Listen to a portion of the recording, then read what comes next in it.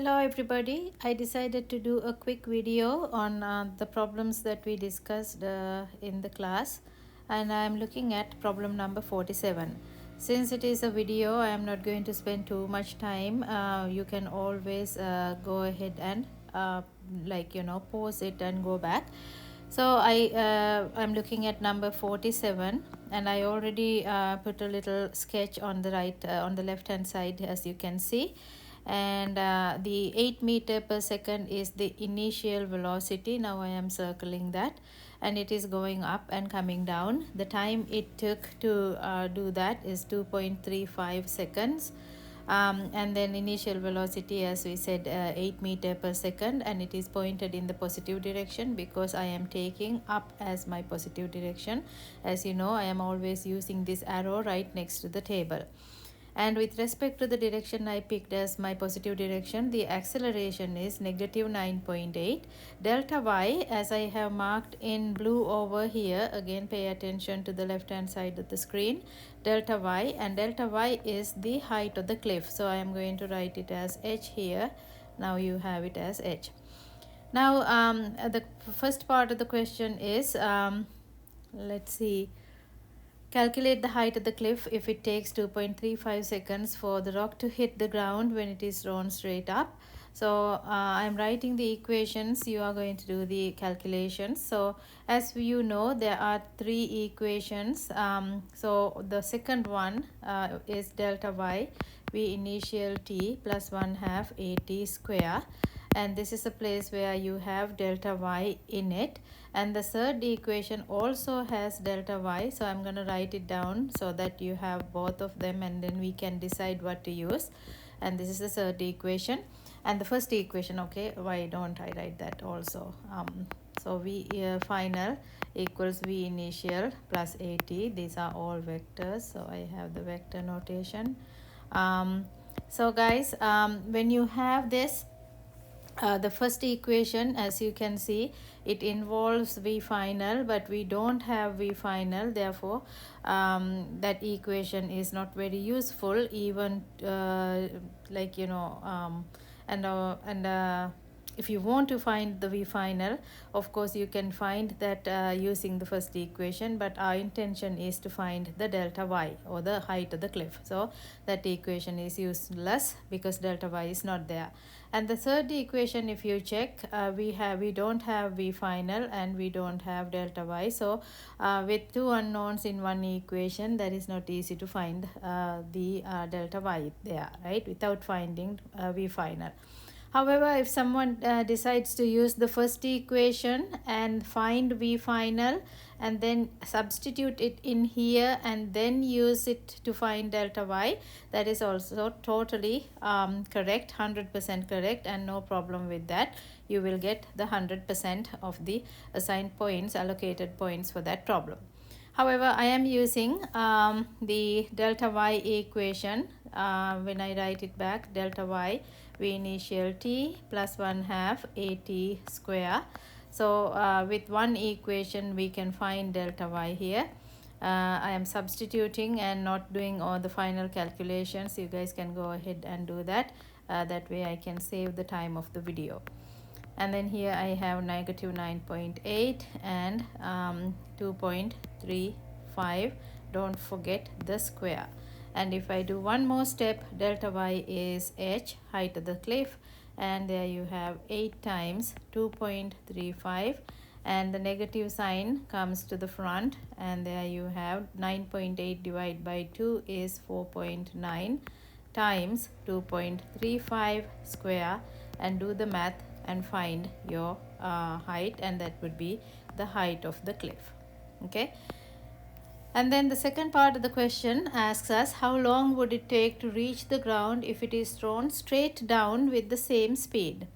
Now the second part, again I am going to draw a little cartoon to represent that part. Right here we have the cliff, and the throwing happens in the downward direction, in other words in the negative direction. So the cliff height that we found from above, like the first part, it stays the same because it's the same cliff. And now we are to find the acceleration. So here we have the table set up again, and v initial, I'm going to have that arrow right next to the table, plus is along the positive direction. So I have v initial negative 8 meter per second. V final, I don't know. T is what we are looking for. Delta y, we know that. H from the first part of the problem. You guys have the answer and substitute it in here. And then the last one is the acceleration, that is negative 9.8 meter per second square. With respect to the direction I picked as my positive, all these are negative. If you pick the downward as your positive sign, then of course velocity is going to be positive and the acceleration is going to be positive as well. Anyway, now you can use the equation, the same equation if you like. Delta y equals v initial times t plus 1/2 a t square. Delta y is h, we know that. Negative 8 times t plus 1/2 negative 9.8 times t square. Now h is a known factor, negative 8t minus 4.9 t square. Now when you put everything on one side, 4.9, when you bring it to the left it becomes positive. 8t negative, when you bring it to the left side it becomes positive, and then you have h that equals to 0. So at this point you can set up the quadratic form, and this is going to be your a, and with the sign this is going to be your b, and with the sign this is going to be your c. So you will have the quadratic form where t equals to minus b plus or minus b square minus 4ac divided by 2 times a.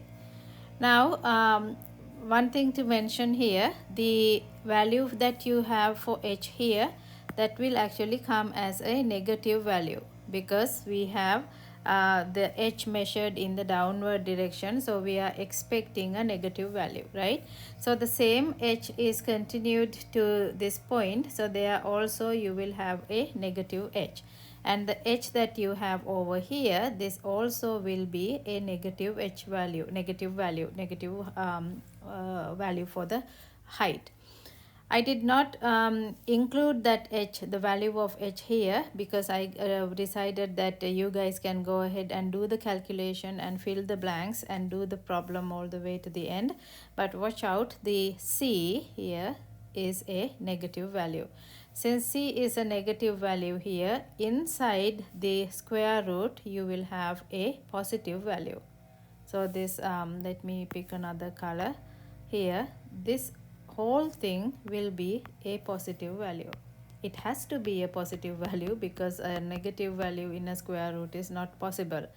However, many students get this incorrectly done and then end up with an error on their calculator, because if the second term inside the square root is bigger, then of course you will end up with a negative value inside the square root, right?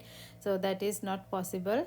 That's why I drew your attention to this point where you have the c term, which is the height of the cliff, in this case is a negative value. So please make sure to put that number in. Now all these things were discussed in the class, like in our regular class. I want your attention on something else.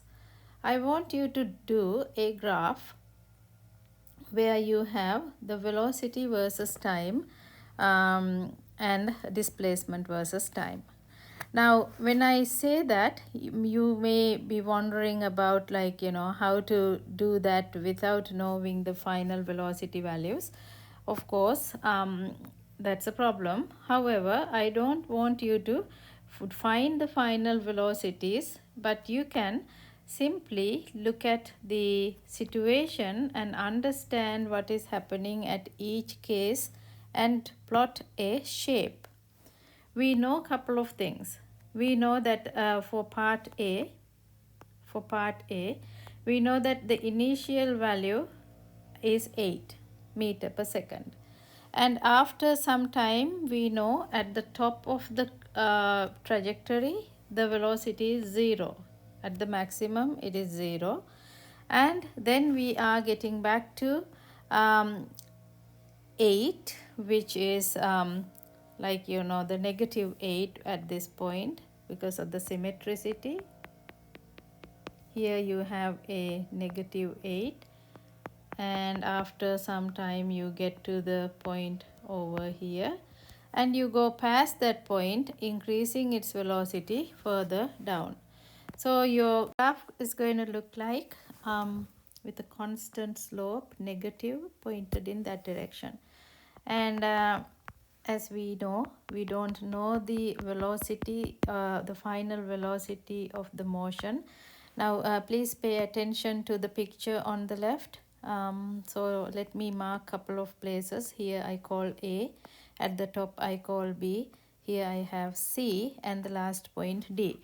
So on the picture, this is at A, positive 8 moving up, and this is at B, the maximum point, 0 velocity. By the way, this is velocity versus time graph, velocity versus time graph.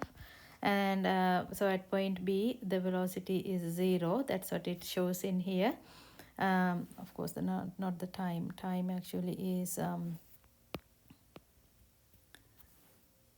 me fix that.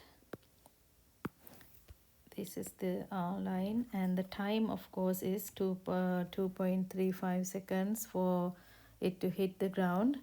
So if I extend it further, the time it hits the ground is 2.35.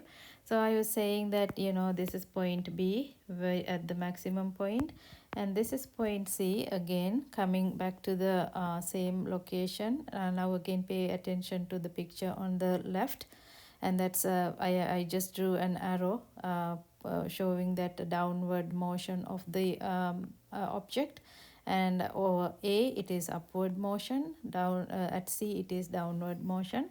Due to the symmetricity of the motion, the velocity at that point is again negative 8. Now let's look at the graph again. So I marked point C, and the last point, the impact point, is somewhere over here, point D. Let me draw that all the way, complete it, and yeah. So the time it took for the entire motion, as it says, it takes 2.35. The problem says 2.35 seconds for the rock to hit the ground. So point D is the point where the rock is hitting the ground. Therefore, I marked 2.35 seconds over here. Let me extend this axis time all the way to this point. So the time is measured in seconds. So here's how you draw the graph, and please know how to draw the graph for the second part, part B, because part B, the starting point is at negative 8. So if you call this as v-axis and this is t-axis, part B, the stone is thrown down at negative 8 meter per second. So this is where we are at negative 8, and here you have the graph, and the time it took is what you are finding here for time, and I don't have it because I let you guys do it. So that is the time that you need to put here. Please refer to your notes. This is actually extra help for the students just who are having some difficulties in understanding the material we discussed. And again, if I label these two positions, this would be point C in the picture, in the cartoon that I drew, and point D over here. Let me go back to the cartoon for the second part. Here's your C, and this is your D. So the stone was thrown downward, and this is where the impact is. So this is the picture now. All right, guys. So in both cases, another important thing to mention, in both cases, the slope is negative, and it represents the acceleration. So here in both cases, the stone is, or the object, whatever it is, coming down at the gravitational acceleration with the gravity's influence. Therefore, the slope in both cases are 9.8 meter per second square, and the negative sign represents the negativeness of the slope. Okay. All right, so I'm not going to look at the problem number 49. We discussed that in the class. So please go ahead and try that and get ready. There will be some kind of graphing in the quiz tomorrow.